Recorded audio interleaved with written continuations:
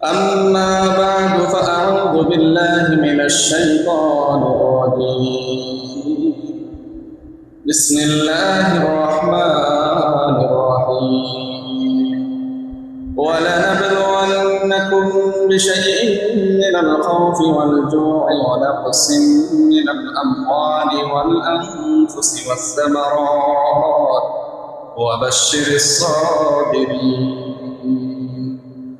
وقال الله تعالى في كلامه المجيد وما أصابكم من مصيبة فبما كسبت أيديكم ويعفو عن كثير. صدق الله العظيم وصدق رسوله النبي الكريم ونحن على ذلك من الشاهدين والشاكرين والذاكرين والحمد لله رب العالمين. উপস্থিত মুআজ্জাজ মুহতারাম,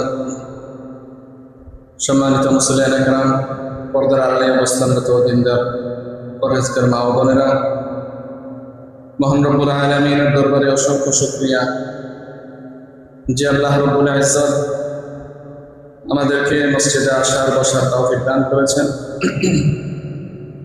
জুমার সালাত আদায় করার লক্ষ্যে মসজিদে একত্রিত হওয়ার তৌফিক দান করেছেন। সেজন্য সকলের দিল থেকে শুকরিয়া আদায় করে বলি আলহামদুলিল্লাহ। মহান রব্বুল আলামিনের দরবারে আরো লাখো কোটি শুকরিয়া যে আল্লাহ রব্বুল ইজ্জত আমাদেরকে সমস্ত রকমের আপদ বিপদ মুসিবত থেকে হেফাজত করে আমাদেরকে শারীরিকভাবে সুস্থ রেখে জীবন পার করার তৌফিক দান করতেছেন। সেজন্য আবারও দিল থেকে শুকরিয়া আদায় করে বলি আলহামদুলিল্লাহ। সম্মানিত উপস্থিতি, আমাদের দেশের অবস্থা সম্পর্কে সকলেই কম বেশি সকলেই জানেন। আমরা হয়তো আলহামদুলিল্লাহ যে প্রাকৃতিক দুর্যোগ আছে এগুলো থেকে আমরা হেফাজত আছি। আমাদের অঞ্চলে হয়তো বন্যা, শিলাবৃষ্টি অথবা ভূমিধস ইত্যাদি নানান রকমের মুসিবত আমাদের দেশে, আমাদের অঞ্চলে হয়তো হয় না, কিন্তু আমাদের দেশেরই বিভিন্ন অঞ্চলে হচ্ছে। বিশেষ করে চট্টগ্রাম, কক্সবাজার, সিলেট, সুনামগঞ্জ সহ বাংলাদেশের নানান জেলায় এখন তারা প্রাকৃতিক দুর্যোগের মধ্যে আটকা পড়ে আছে।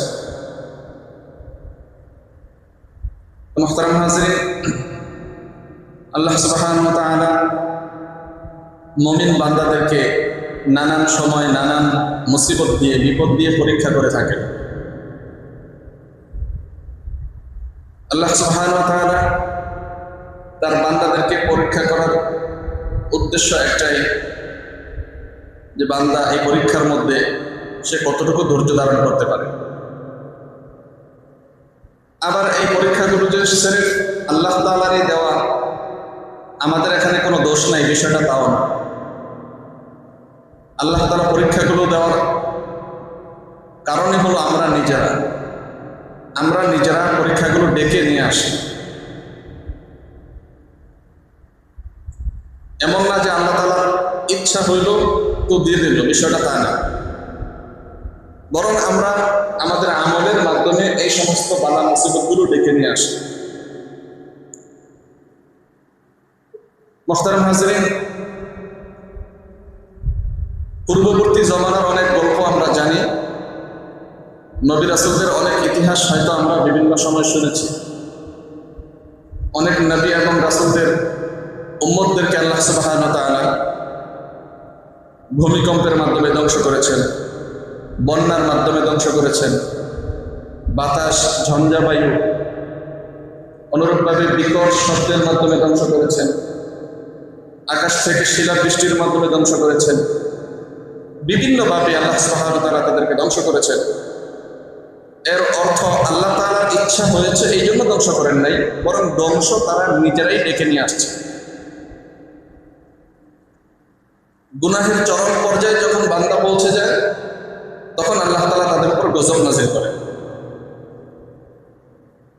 ইতিহাস তো এমন সাক্ষী, পুরা জাতিকে একসাথে ধ্বংস করে দিয়েছে, পুরা দেশকে একসাথে ধ্বংস করে দিয়েছে, সারা পৃথিবীকে আল্লাহ তাআলা ধ্বংস করে দিয়েছেন, এমন ইতিহাসও আছে। নূহ আলাইহিস সালামের জামানায় যে বন্যা হয়েছিল, ওই বন্যার সময় আল্লাহ তাআলা মাত্র কতজন, ৮০ থেকে ৮২ জন মানুষকে ওই নৌকার মধ্যে স্থান দিয়েছেন, আর বাকি সমস্ত মানুষকে, সমস্ত অঞ্চল, নগর, বন্দর যা আছে সব জিনিস আল্লাহ তাআলা ধ্বংস করে দিয়েছে। আল্লাহ সুবহানাহু ওয়া তাআলার গজব নাজিল হওয়ার কারণ আমরা নিজেরা ডেকে নিয়ে আসি। আমরা এমন গুনাহ করি, এমন অন্যায় অপরাধ করি, যে গুনাহের কারণে আল্লাহ তাআলা বাধ্য হন আযাব দেওয়ার জন্য। এই আযাব পেয়ে যদি আমরা একটু সংশোধন হই, আর যখন নাকি আযাব চলে আসে, তখন আযাবের মধ্যে যখন গ্রেফতার হয়ে যায়, তখন ঠিকই সংশোধন হয়।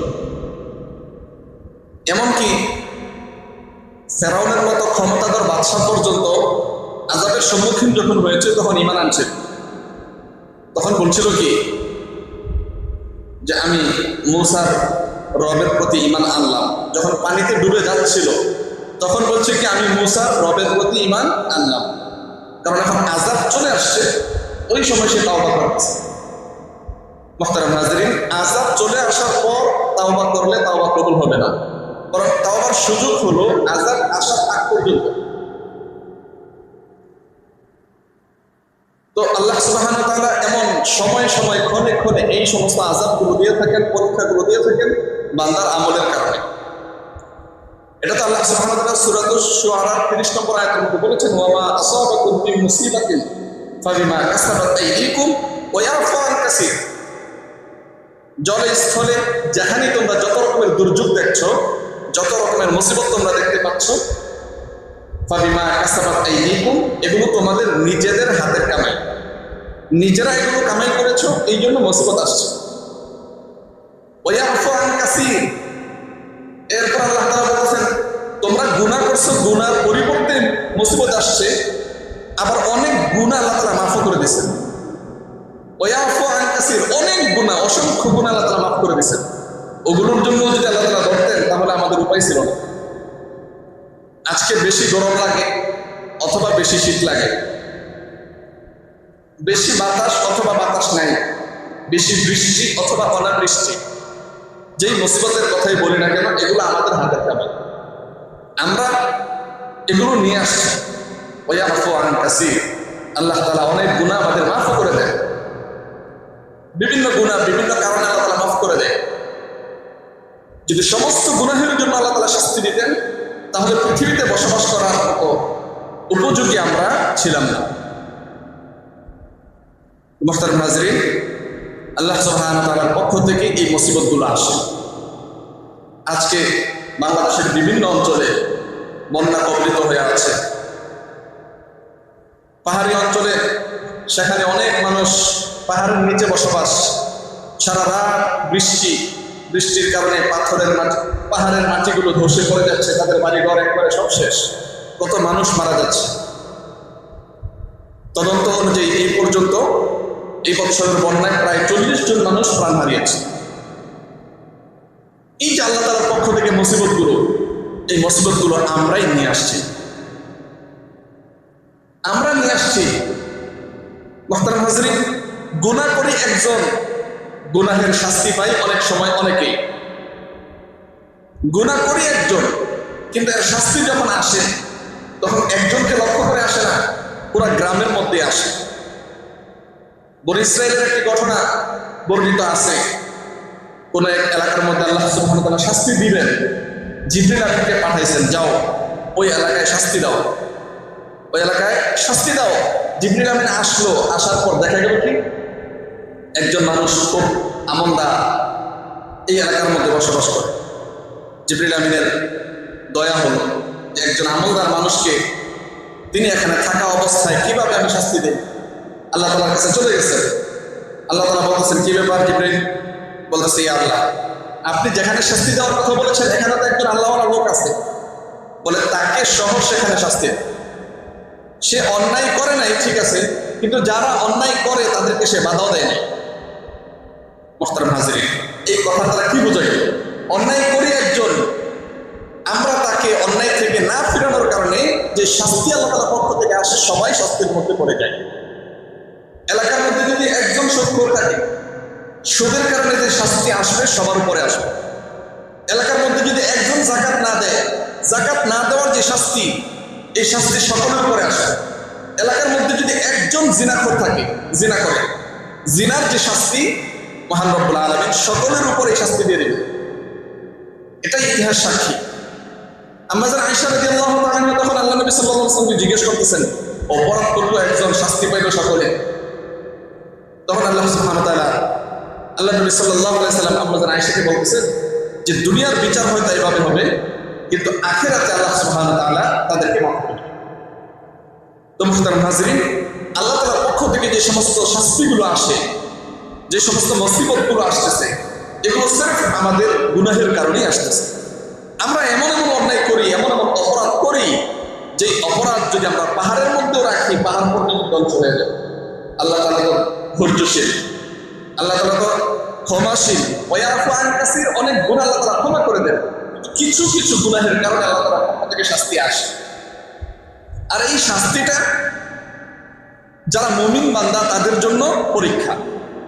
ওয়ালানাবলুওয়ান্নাকুম বিশাইইন মিনাল খাউফ, আল্লাহ সুবহানাহু ওয়া তাআলা সূরা বাকারার 255 নম্বর আয়াতের মধ্যে বলেছেন, 155 নম্বর আয়াতের মধ্যে বলেছেন, ওয়ালানাবলুওয়ান্নাকুম বিশাইইন মিনাল খাউফ, যে অনেক সময় আমি তোমাদেরকে পরীক্ষা করব ভয় ভীতির মাধ্যমে। ওয়ালানাবলুওয়ান্নাকুম বিশাইইন মিনাল খাউফি ওয়াল জু', তোমাদেরকে ক্ষুধার মাধ্যমে আমি পরীক্ষা করব, দেখবা দুর্ভিক্ষ লেগে গেছে। ওয়ানাকসিম মিনাল আমওয়াল, তোমাদের সম্পদ হ্রাস হবে। দেখেন, এই যে সমস্ত অঞ্চলে বন্যা, অনেক মানুষ তাদের বাড়ি ঘরের একেবারে টুয়া পর্যন্ত ডুবে গেছে। তাদের ঘরের মধ্যে কি ছিল? ধান ছিল, চাল ছিল, গবাদি পশু ছিল এবং বিভিন্ন ফসলাদি ছিল, সব শেষ।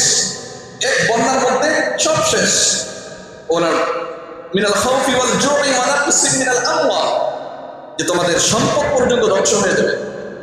ওয়াল আনফুস, এমনকি মানুষ পর্যন্ত মারা যাবে। যে মুসিবত আল্লাহ তাআলার পক্ষ থেকে আসবে, এই মুসিবতের মধ্যে মানুষ পর্যন্ত মারা যাবে। একটু আগে বললাম না, প্রায় 40 জনের মতো মানুষ মারা গেছে। ওয়া নাকসিম মিনাল আমওয়ালি ওয়াল আনফুসি ওয়াস সামারাত, ফসলাদি ইত্যাদি এগুলো ধ্বংস হবে। এরপর আল্লাহ সুবহানাহু ওয়া তাআলা বলতেছেন, ওয়াবাশশিরিস সাবিরিন, তবে এই মুসিবতের মধ্যে যারা নাকি ধৈর্য ধরবে, এই মুসিবতের মধ্যে যারা নাকি একমাত্র আল্লাহর উপর ইয়াকিন রাখবে, বিশ্বাস রাখবে এবং ধৈর্যশীল হবে, তাদেরকে আল্লাহ সুবহানাহু ওয়া তাআলা বলতেছেন, তাদেরকে সুসংবাদ দিয়ে দাও, তাদেরকে সুসংবাদ দাও। কিন্তু মুহতারাম হাজিরিন, মুসিবত আসলে আমরা ধৈর্য ধরবো তো দূরের কথা, অনেক সময় মুসিবতকে পেয়ে যেই গুনাহের কারণে আমাদের উপর মুসিবত আসছে, এর চেয়ে বড় গুনাহ করবে। কথা কি বুঝছেন?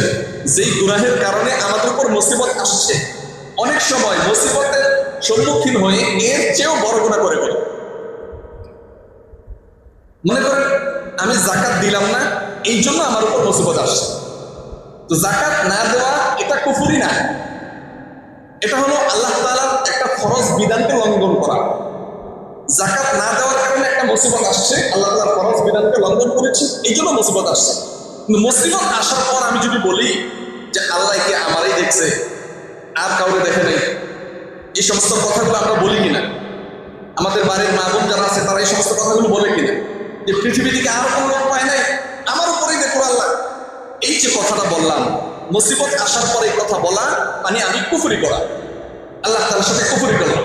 তো যাকাত না দিয়ে আমি যে গুনাহ করেছি, মুসিবত এই জন্য আসছে, মুসিবত আসার পর আমি এর চেয়েও বড় গুনাহ অর্থাৎ কুফরি করে ফেলেছি। আমাদের এই ভুল ধারণা, মুসিবত আসার পর আমাদের মুসিবতের উপর ধৈর্য ধরতে হবে, বিপদের উপর ধৈর্য ধরতে হবে, ধৈর্য হারা হলে চলবে। এরপর আমরা আরেকটা ভুল করি, যখন কোনো রকমের বিপদ আসে, বিপদকে সির্ফ আমরা প্রাকৃতিক দুর্যোগ বলে চালাই দিই। বেশি বৃষ্টি হয়েছে এই জন্য বন্যা হয়েছে, আবহাওয়া পরিবর্তন হয়ে গেছে এই জন্য বেশি গরম লাগতেছে, বরফ গলে যাচ্ছে এই জন্য বন্যা হচ্ছে, বরফ গলার কারণে হলো আমাদের পৃথিবীতে বৈশ্বিক তাপমাত্রা বাড়তেছে, এই জন্য বরফ গলে যাচ্ছে। এই যে শুধু কারণ খুঁজি, কারণ আমরা মুসিবতগুলোকে প্রাকৃতিক দুর্যোগ বলে চালিয়ে দেওয়ার চেষ্টা করি। মোহতারাম হাজরিন, এটাও এক ধরনের বস্তুবাদী চিন্তা চেতনা, চিন্তা ধারণা। মুসিবত আল্লাহ সুবহানাহু ওয়া তাআলার পক্ষ থেকেই আসে। বেশি বৃষ্টি আল্লাহ তাআলাই দেন, বৃষ্টি বন্ধ আল্লাহ তাআলাই করেন, বাতাস বন্ধ আল্লাহ তাআলাই করেন, আবার বেশি বাতাস আল্লাহ তাআলাই দেন।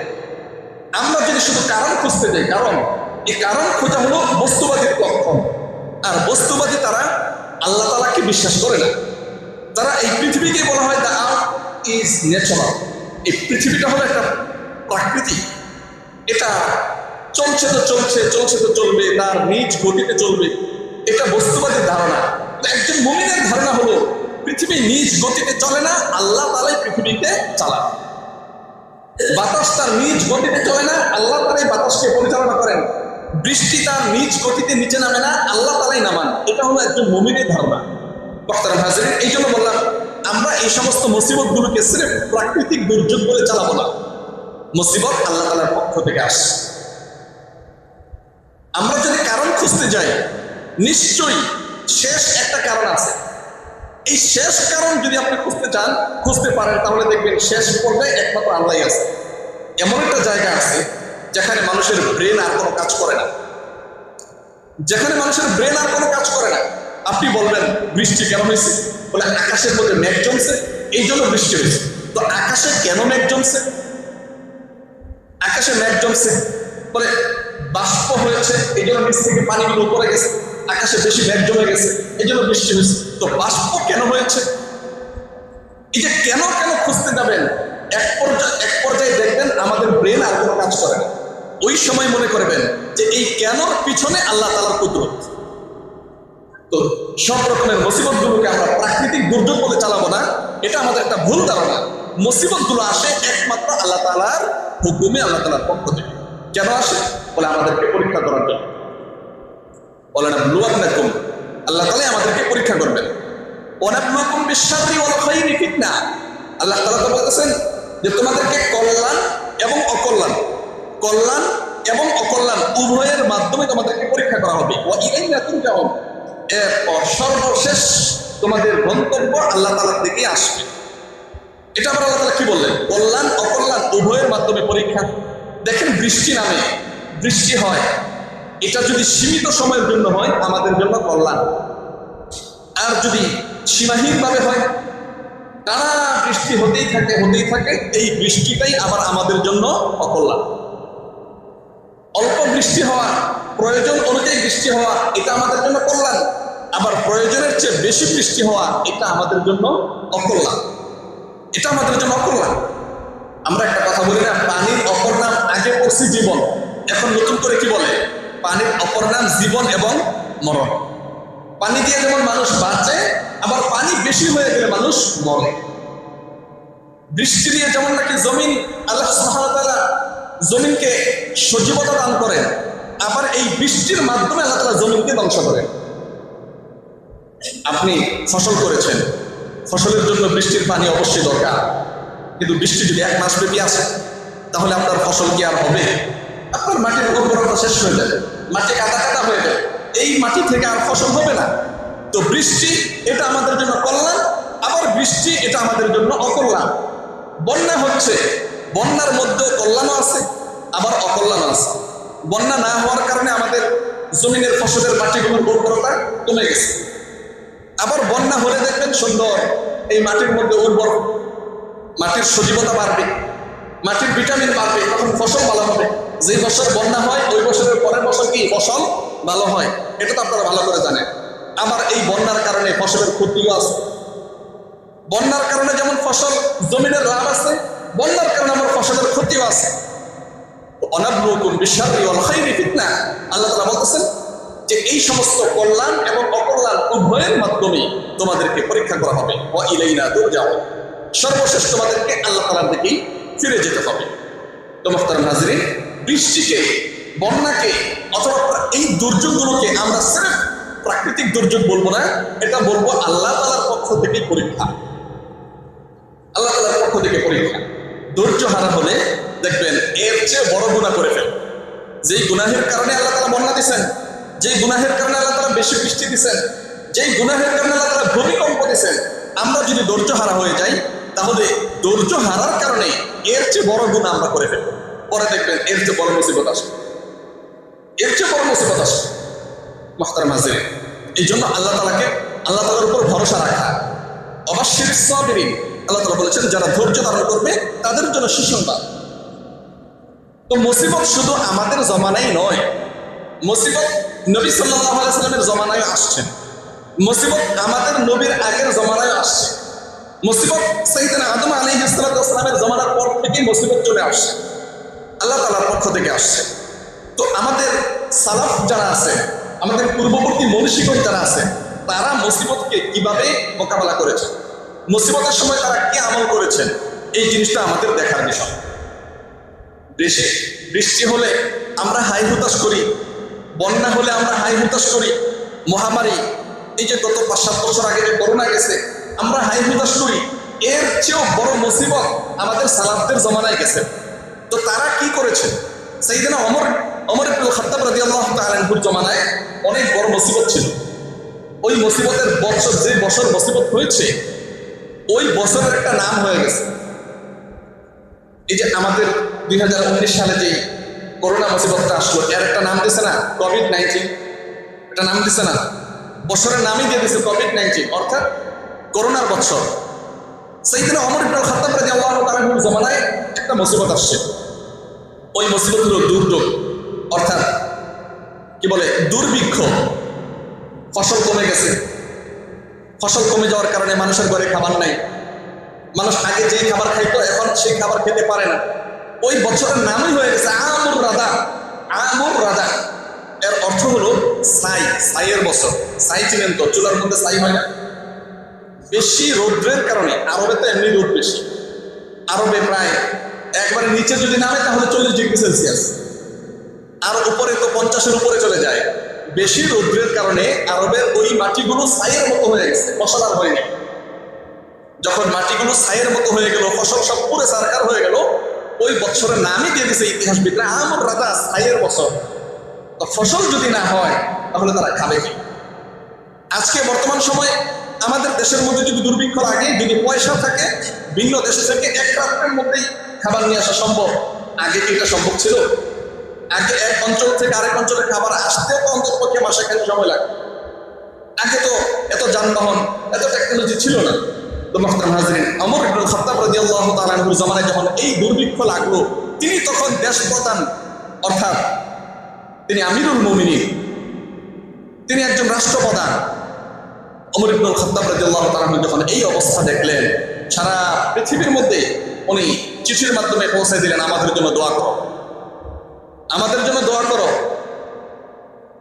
তো এই যে মুসিবত আসলো, মুসিবত আসার পর ওনার সর্বপ্রথম আমল ছিল কি? দোয়া করা।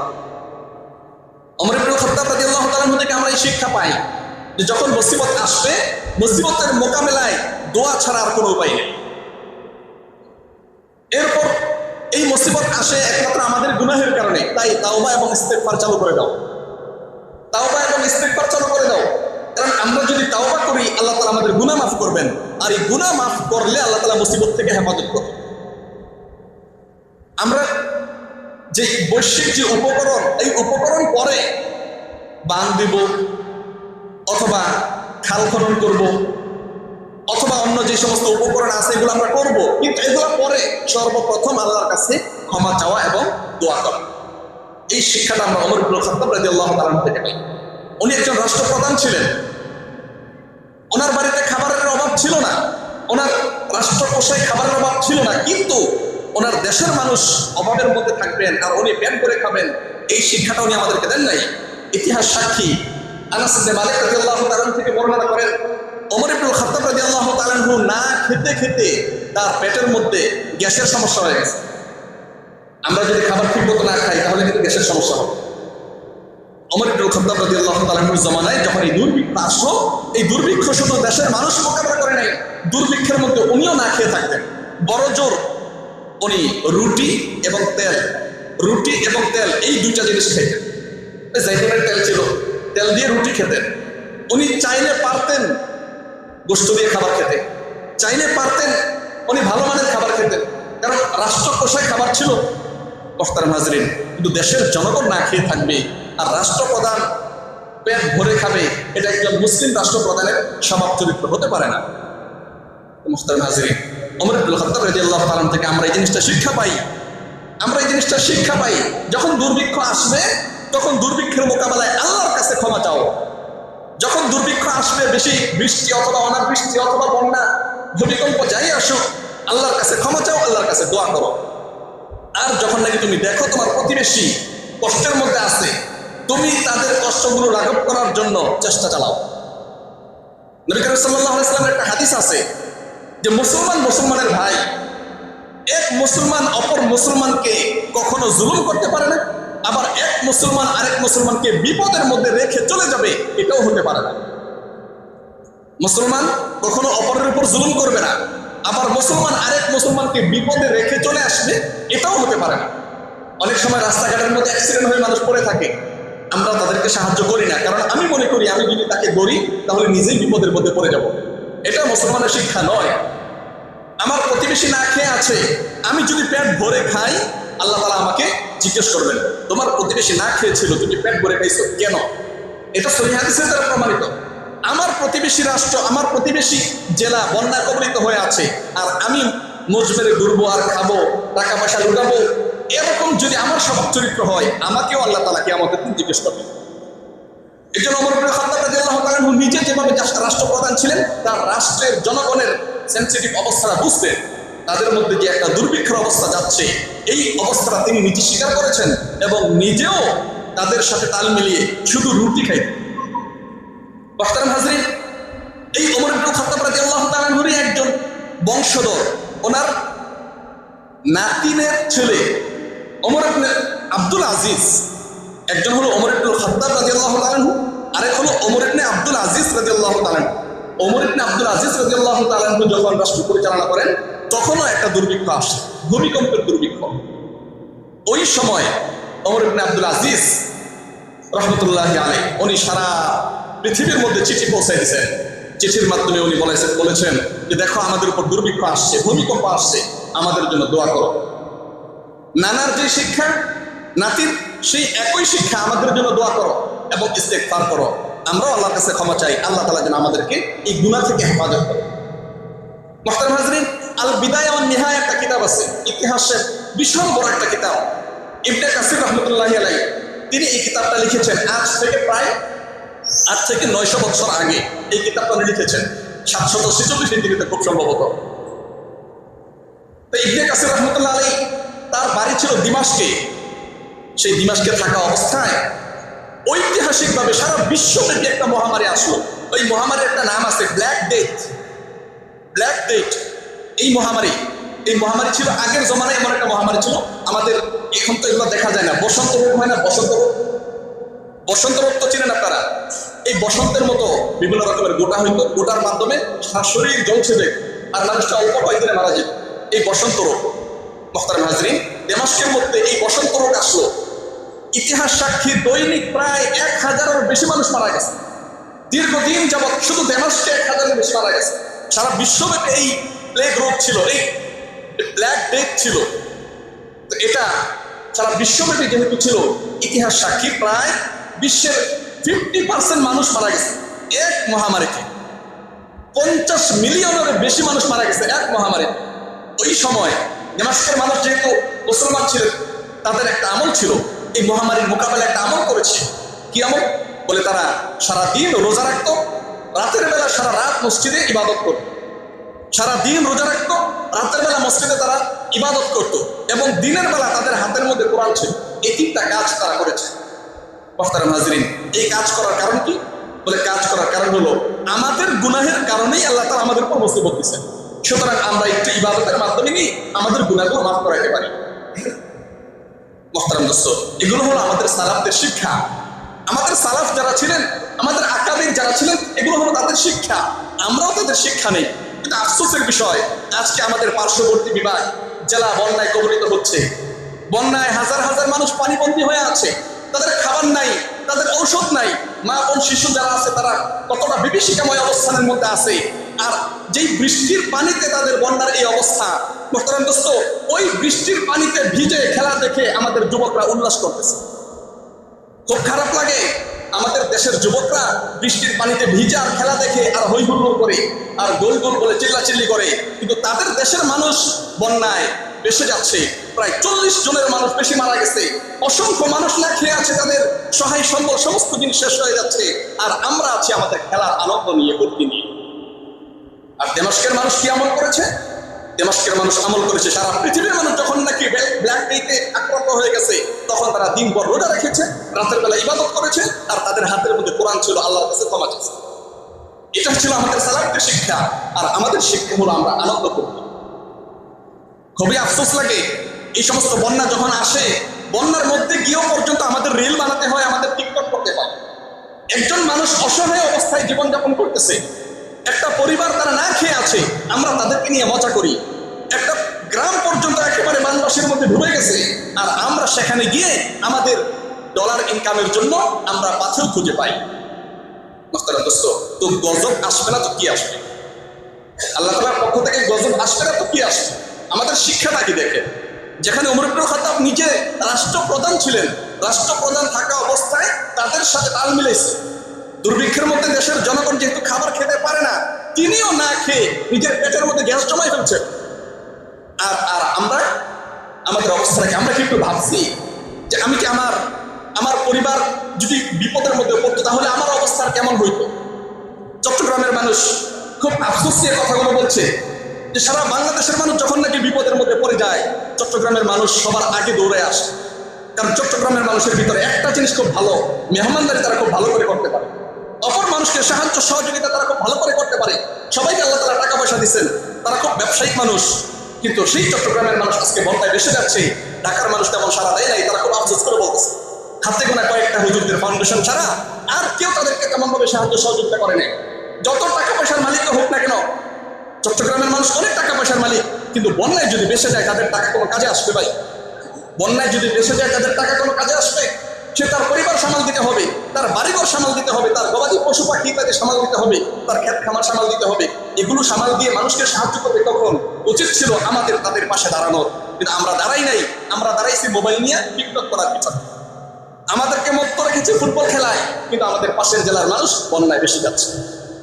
এটা আমাদের মুসলমানদের শিক্ষা নয়। অথচ আল্লাহ নবী সাল্লাল্লাহু আলাইহি ওয়াসাল্লাম বলছেন, আল মুসলিমু মান সালিমাল মুসলিম। এক মুসলমান আরেক মুসলমান থেকে নিরাপদ থাকতে হবে। আমরা তাদেরকে নিরাপদ রাখি নাই, আমরা তাদেরকে আরো পানির মধ্যে বাসায় দিচ্ছি। যেখানে নবী সাল্লাল্লাহু আলাইহি ওয়াসাল্লাম বলছেন, মুসলমান তো সেই যে অপর মুসলমানের উপর জুলুম করবে না এবং অপর মুসলমানকে বিপদের মধ্যে রেখে চলে আসবে না। আমরা তো তাই তাদের বিপদ দেখে আনন্দ করতে করতেছি। একটু লক্ষ্য করে দেখেন তো, গত বছরের আগের বছর অর্থাৎ 2024 সালে যখন নাকি আমাদের ফেনী অঞ্চলে বন্যা হয়েছিল, সারা দেশের মানুষ কিভাবে সাড়া দিয়েছিল, এর চেয়ে বেশি গুণে, হাজার গুণে বেশি চট্টগ্রামের মানুষ তাদেরকে সাহায্য সহযোগিতা করেছে। চট্টগ্রামের মানুষের দিল বড়, তাদের মনটা একটু শক্ত ঠিক আছে, কিন্তু তাদের দিল বড়, তারা মানুষকে সাহায্য সহযোগিতা করতে পারে। এই জন্য দেখবেন চট্টগ্রামের মধ্যে মাদ্রাসাও বেশি, এবং তাদের যে বড় বড় মাদ্রাসা, এই মাদ্রাসাগুলোর দিকে লক্ষ্য করলে আমাদের ঢাকা শহরের মাদ্রাসাগুলো একবারে বোর্ডিং ঘর মনে হয়। তাদের মাদ্রাসাগুলোর দিকে লক্ষ্য করলে আমাদের ঢাকা শহরের মাদ্রাসাগুলো একেবারে বাচ্চা মনে হয়। এত বিশাল বিশাল মাদ্রাসা চট্টগ্রামের মানুষ চালাইতেছে, তাদের দান দিয়ে, তাদের নিজের পয়সা খরচ করে তারা চালাচ্ছে।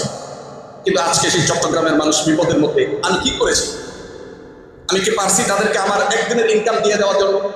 আমি কি পারছি একটা পরিবারের খাবার জোগানোর জন্য? আমি কি পারছি তাদের ওষুধ পানি জোগানোর জন্য? আমি পারিনি। এটা আমার ব্যর্থতা।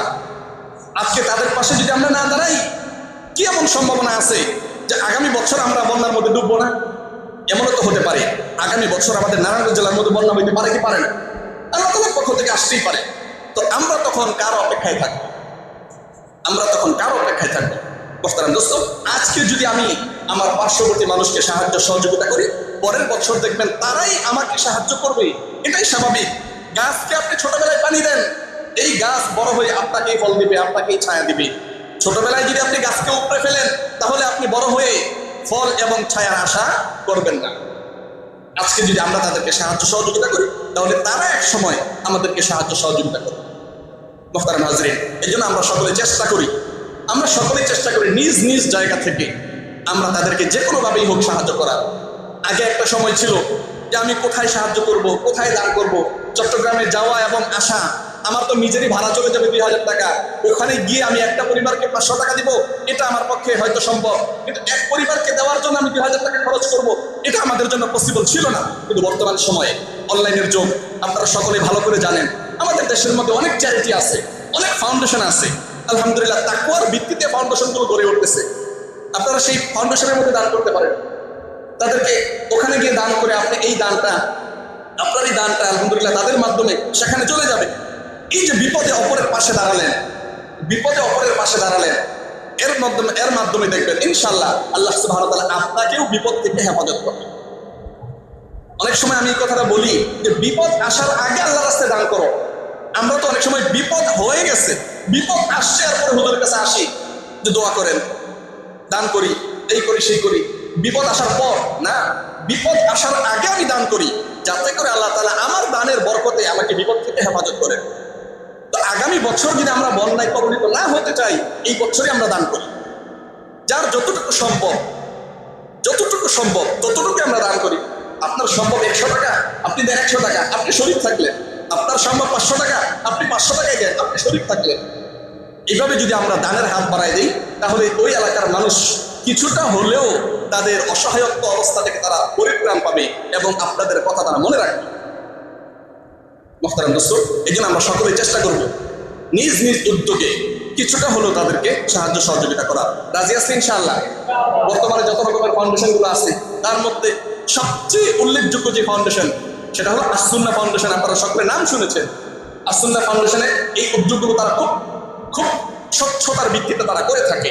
আমরা তাদের জন্য দোয়া করি, আল্লাহ তাআলা তাদেরকে স্বচ্ছতার ভিত্তিতে করার তৌফিক দান করেন। আমরা সকলেই চেষ্টা করব নিজ নিজ উদ্যোগে তাদের মাধ্যমে সেখানে দান করার। আল্লাহ তাআলা আমাদের সকলকে তৌফিক দান করেন। সকলে বলি আমিন। ওয়া আখিরু দাওয়ানা আলহামদুলিল্লাহি রাব্বিল আলামিন।